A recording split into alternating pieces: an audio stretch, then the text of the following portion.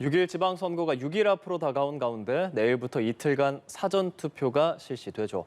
최근 사전투표율이 갈수록 높아지는 추세를 고려하면 선거가 하루 남았다고 볼 수 있는데요. 국회 취재기자 연결해서 결전을 앞둔 여야 움직임 짚어봅니다. 박초롱 기자. 네, 국민의힘 지도부는 인천 계양을 보궐선거에 출마한 윤영선 후보의 선거사무소에서 원내대책회의를 열었습니다. 이 앞서 이준석 대표가 윤영선 후보의 선거운동원으로 등록하기도 했는데요. 이 더불어민주당 이재명 총괄선대위원장과 박빙 승부를 벌이는 만큼 국민의힘에선 인천 계양 유세에 총력을 기울인다는 방침입니다. 권성동 원내대표는 계양이 호구냐는 말이 나온다면서 자신에 대한 방탄국회를 열 심산으로 아무 인연 없는 계양에 오는 게 말이 되냐고 이재명 위원장을 집중 비판했습니다. 이에 맞서서 이재명 위원장은 계양역 광장에서 기자회견을 하는 중입니다. 국민의힘이 공항과 철도, 전기 민영화를 추진하고 있다고 주장하면서 이를 막아야 한다는 목소리를 높였습니다.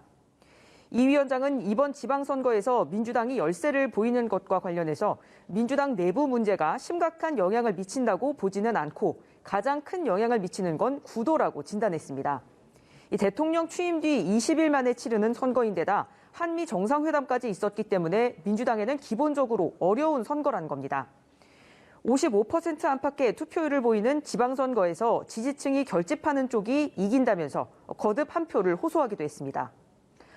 오늘 민주당 지도부는 서울에서 지원 유세를 벌이고 저녁 때는 청계광장에 모여 국정 균형을 위해 민주당 후보에게 투표해달라고 호소할 예정입니다. 정의당은 특별 기자회견을 열었습니다.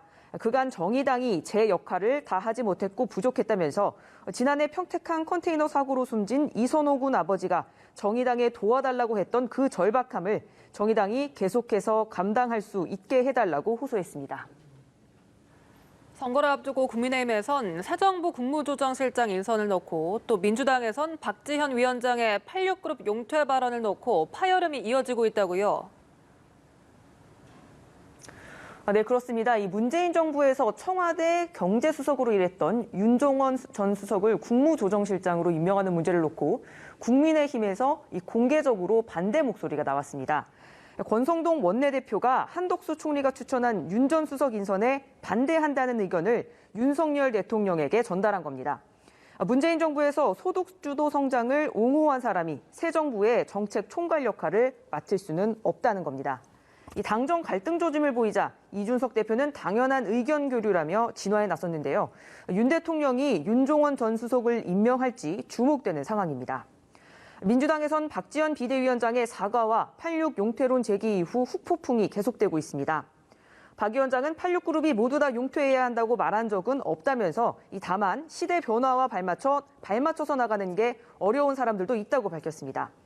또 당내에서 갈등이 있었던 건 맞지만 당이 새로 태어나기 위한 진통을 겪는 걸로 생각해달라고 말했습니다.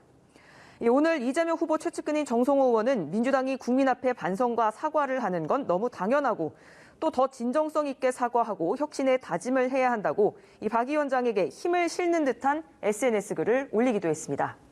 지금까지 국회에서 연합뉴스TV 박초롱입니다.